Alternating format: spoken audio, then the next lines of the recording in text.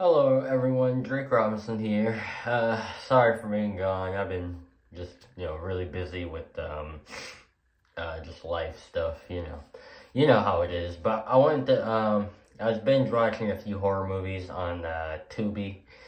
Uh, um, well, no, not Tubi. It was, on my Prime, on my TV. There was one movie that caught my attention. It was one I had never seen before. It was called, I believe it was called Unhinged is what the movie was called, starring Russel Crowe. And really just Russell Crowe, because he was the only, in my opinion, interesting character in this whole movie. But I wanted to talk about it because I love how it betrays him as the villain, and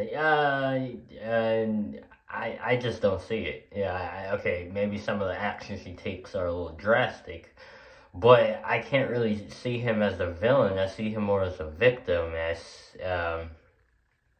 I'll explain why. So what we know about this Russell Crowe's character, I believe his name is Tom, but I'm gonna call him Russell Crowe just for cause yeah. But so he lost his job without his pension. His wife, who is literally who is clearly a disgusting, self-centered modern female, left him, just left him with nothing, and went off with some other guy, because it's so easy for them to get, with other dudes after they use you up for everything you have. So clearly she was just with him for his money, but when he lost his job and his pension, he apparently wasn't good enough for her anymore, so she just up and left him. Yeah, so she's with another guy in this brand new house, and, he's just all by his lonesome, Mr. Russell Crowe. And clearly he was torn up about it. I mean, he was sobbing in the beginning of the movie, before he did what he felt he needed to do. But anyways, so lost his job, lost his pension, lost his wife, his modern female wife, and then on top of that,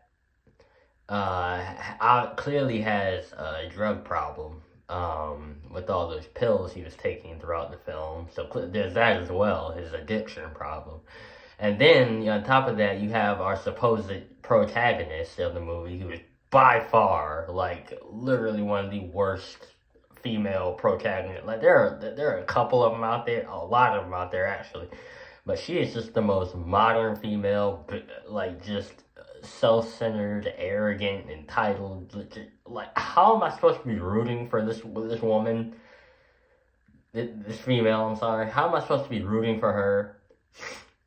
She is kind of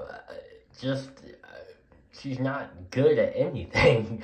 And that's not even just me saying that, that's the movie itself saying that. She is a slacker. She can't keep a job. She's apparently some hairdresser or whatever, but she keeps bailing on clients.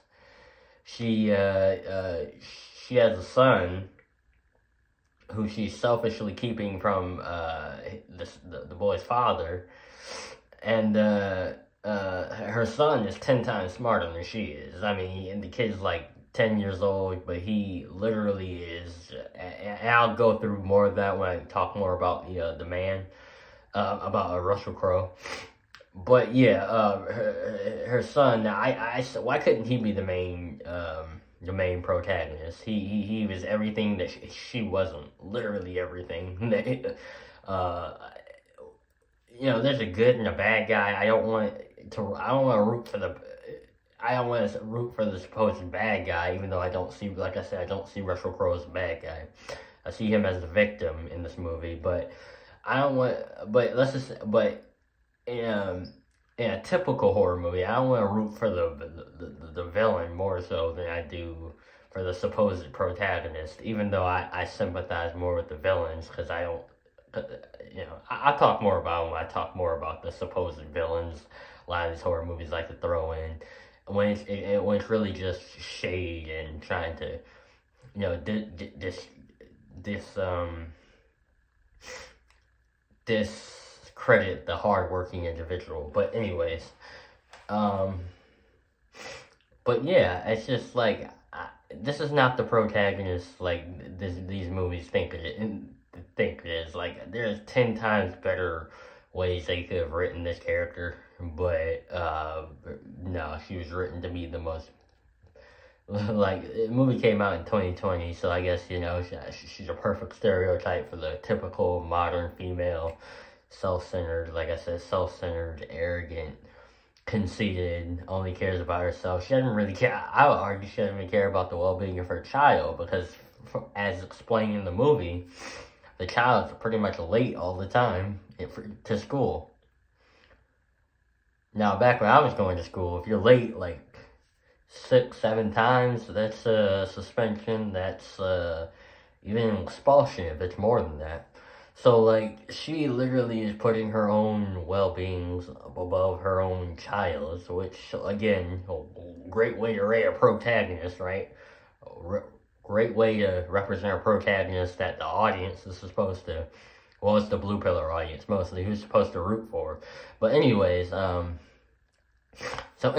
altercation happens, and Russel Crowe is sitting zoned out in the at a stoplight. She's driving her son late to school again, as she always is.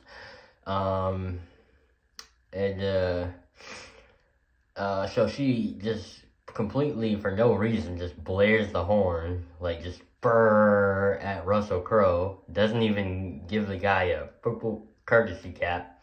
And he even says it in the movie. It's like, do you know what a courtesy tap is, miss, or something like that? It's light, it's friendly. He's trying to be the good person here, that he is deep down, It's society that beat him down. I say all the time, society beats us good guys down. That's what he did. This movie is a perfect representation of what it did to Russel Crowe, his character. He's being gentlemanly. He's not being an a-hole like a lot of privileged blue pillars would be in that situation. No, he's like, why don't you apologize? I'll apologize that you're having a bad day. And she's like, typical, like I said, typical modern female. She's like, no, I have nothing to apologize for. It wasn't my fault. And he's like, okay. You think you're having a bad day now? I'll show you what a bad day is. It's just like, she brought that energy to him first, to be fair. Like, you can't say he just did it to her for no reason. No, she brought everything that happened, every last casualty that happened was strictly because of her and her selfish entitlement. All she had to do was put her giant ego, modern female ego, to the side for just 2 seconds. She couldn't even do that while her son's in the car. And this guy, Russel Crowe, is freaking so intimidating in this movie, intimidating looking, just like she doesn't put in that perspective, because it's impossible for the modern female to do so, because she only thinks about herself for the most part. Doesn't matter if she has a child with her. It's all about her at the end of the day. And this character, Rachel, I think her name was. I could be wrong about that. Rachel is a perfect encapsulation of that. So, yeah, anyways, all that happens, Russel Crowe ends up, massacring, her high school lawyer friend, divorce friend, who she's trying to, the husband who she's selfishly keeping away from, her child away from him. They're apparently going through a divorce, and he was her, and she had a lawyer friend that she knew from high school, and Russel Crowe kills him. He also kills his brother's fiance, because she and her brother are living in the same house together. She also kills a few other people, but they're mainly people that get in the way. But yeah, so overall, everything that Russell Crowe's character goes through in this movie, I can't sit here and say that he's strictly to blame for it. It's a society that beats us hardworking good guys down, and you know, we're all human at the end of the day. We all got breaking points. I mean, I'm not saying, I'm not excusing. I'm not excusing. I'm explaining. I'm explaining from what it actually is, and what actually was Russell Crowe's character was beaten down so much to a point where he felt that, you know, nihilism is a thing. You know, what else do I have to live for? You know, my wife, you know, left me because I wasn't. Apparently, I wasn't. You know, she was only with me with for the money. Clearly, because she is selfish as well, and got a new guy really quickly and just rubbed it all in Russell Crowe's face, I'm willing to bet.